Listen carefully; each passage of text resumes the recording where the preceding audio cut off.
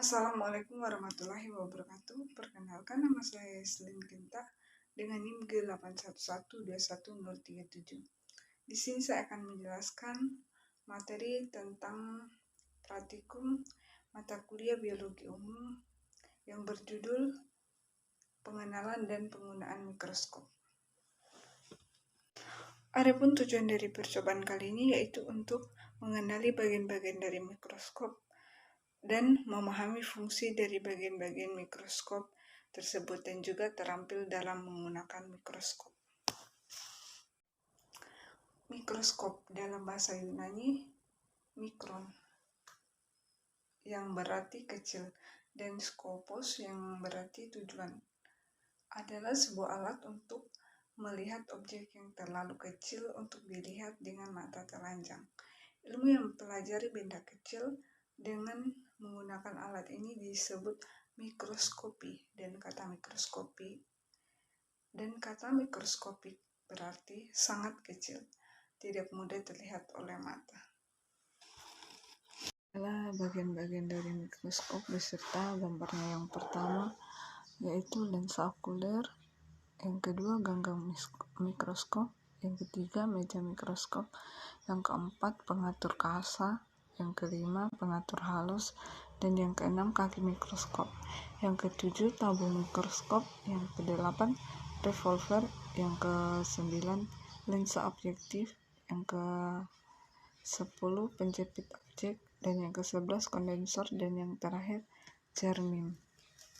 Selanjutnya saya akan menjelaskan fungsi dari bagian-bagian mikroskop yang telah saya sebutkan sebelumnya.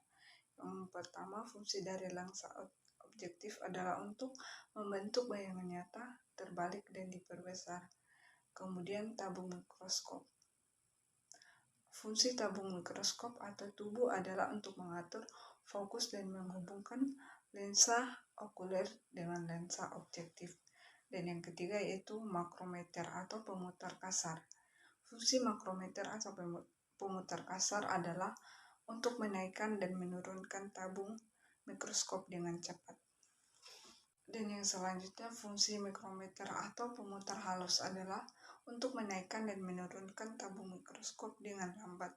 Dan yang selanjutnya yaitu fungsi dari revolver atau pemutar lensa. Fungsi revolver adalah untuk mengatur perbesaran lensa objektif. Reflektor atau cermin pengatur. Fungsi reflektor adalah untuk memantulkan cahaya dari cermin ke objek yang diamati melewati lubang yang ada di meja objek. Dan yang selanjutnya yaitu diafragma.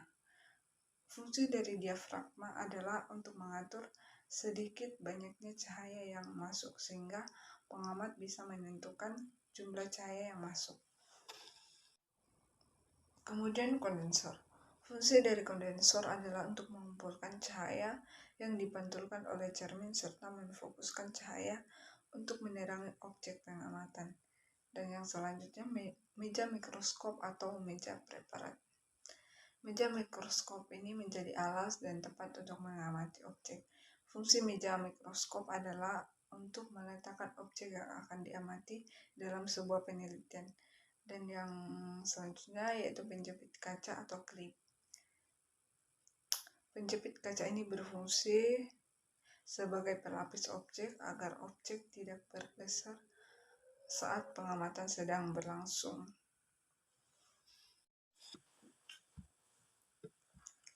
Kemudian bagian kaki mikroskop. Fungsi kaki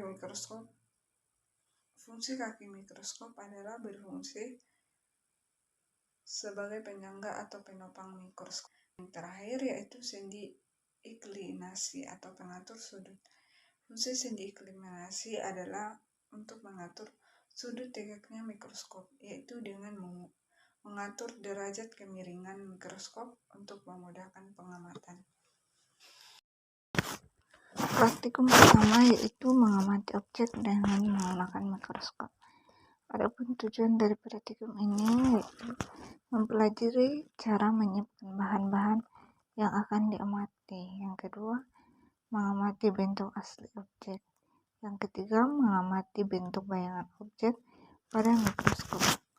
Alat Alat yang digunakan yang pertama mikroskop, yang kedua cutter, yang ketiga pipet tetes, yang keempat gelas preparat, yang kelima gelas penutup. Bahan yang digunakan yang pertama air, yang kedua kertas atau koran, yang ketiga tisu. Adapun hasil yang didapat dari mengamati objek dengan menggunakan mikroskop, gambar yang pertama yaitu bentuk asli objek, yang kedua yaitu bentuk bayangan objek pada mikroskop. Praktikum kedua yaitu mengamati butir-butir pati dan teknik mewarnai objek. Tujuan praktikum ini yang pertama melihat dan mengenal butir pati, yang kedua mengamati butir pati sebelum diberi larutan iodium, yang ketiga mengamati perubahan butir pati setelah diberi larutan iodium atau pewarna. Adapun alat yang digunakan yang pertama mikroskop, yang kedua kaca preparat, yang ketiga gelas penutup, yang keempat cutter atau scalpel, yang kelima jarum pentul, dan yang keenam pipet tetes. Adapun bahan yang digunakan yang pertama kentang, dan yang kedua larutan iodium, yang ketiga tisu.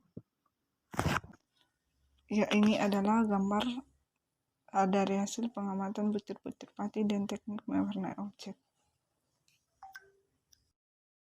Sekian penjelasan saya pada praktikum pertama ini, kurang dan lebihnya mohon dimaafkan. Wassalamualaikum warahmatullahi wabarakatuh.